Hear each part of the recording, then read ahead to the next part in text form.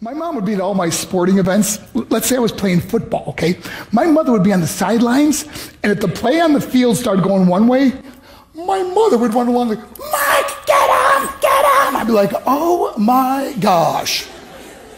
I'd get in the huddle with the other guys. They go, Mark, is that your mother? I go, no, I never saw her before in my life. See, the greatest gift my mother ever gave me, she believed in me.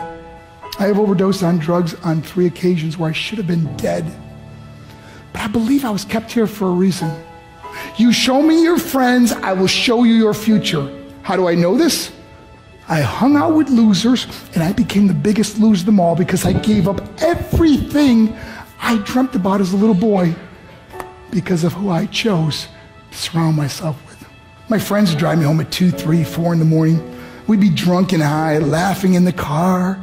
We'd pull up in front of my house in New York. They go, Mark, the light's on. I go, oh man, my mother's up. See, my mom wouldn't go to bed until she knew her son was still alive. I'd walk in, she'd say, hi Mark, how was your night? I go, it's good, Mom, I'm just gonna go to bed. She goes, can I talk to you for a minute? I go, Mom, I'm tired, I'm just gonna go to bed. She goes, Mark, I haven't seen you all day and all night. Can I please talk to you? I said, man, just leave me alone. You bug me. I'd slam my bedroom door on the one person who believed in me. I was on a worldwide tour and we were wrestling overseas in Japan. After my wrestling match, I went upstairs in my hotel room and I fell asleep. There was a knock at my door at 3 o'clock in the morning.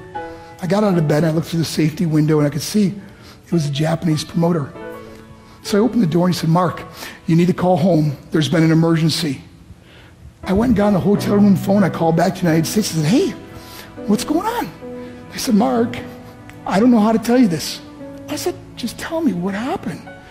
All of a sudden they started crying. They go, Mark, I can't tell you. I said, just say it. They said, Mark, your mother died. I just threw the phone down. I ran out of my hotel room. I took the elevator to the lobby, and when the doors opened up, I just ran out into the street. I mean, there was no cars, there was no people. It was 3 o'clock in the morning. And I walked down the middle of a street in Hiroshima, Japan, and I remember looking up and just saying, Mom, I am so sorry. I flew home for her funeral, and I was so nervous to walk up to her casket, so I just stood way in the back. And I kept looking from a distance. I kept thinking to myself, Mom, please wake up. Please get up. And then I finally got the nerve to walk up to her. And as I got closer, I could see my mom for the first time. I mean, she was so beautiful. She was dressed in white. I mean, she looked like an angel. And I just stood over and I said, Mom, you are my hero. Everything I am, everything I hope to be was because of you. You loved me so much, you gave me a life. You're the only one that ever believed in me. How did I repay her? By getting drunk, by getting high, by getting stupid, by hanging out with losers? For what? All she ever wanted to do was talk to me. I wish I could talk to you now, Mom. I wish you could see what I'm doing.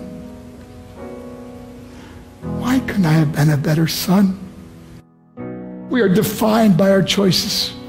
But if you surround yourself with people involved in drugs and alcohol and pills, it's a dead end. I'm not here to preach to you. I'm here to tell you I lived that life. It leads to broken hearts, broken relationships, broken dreams, and death. For what? To get high? If you have a mother or a father, when you go home, tell them how much you love them. See, my whole life was about being rich and famous. I had to be a millionaire. I had to win the race. I had to win the race at the expense of my marriage, my family, my friends. For what?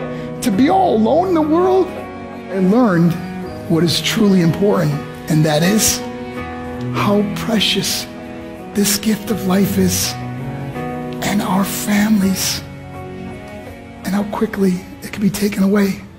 See, I no longer live in time, I live in moments. See, it's not what's in your pocket that matters. It's what's in your heart that truly matters. Love Love is just a word until somebody comes along and gives it meaning. You're the meaning.